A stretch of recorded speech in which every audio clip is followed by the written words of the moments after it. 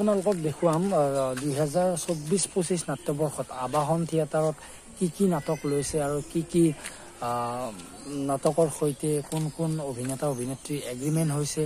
তো গোটেইখিনি আপোনালোকক A to Z দেখুৱাবলৈ চেষ্টা কৰিম, ফটো সহকাৰে নাম সহকাৰে নাটকৰ নাম বেনাৰৰ সৈতে। তো সকলোবিলাক চাই থাকক। আজিৰ ভিডিঅ'টোত আবাহনৰ অহাবাৰৰ গোটেই ডিটেইলছ কান্তি পাব।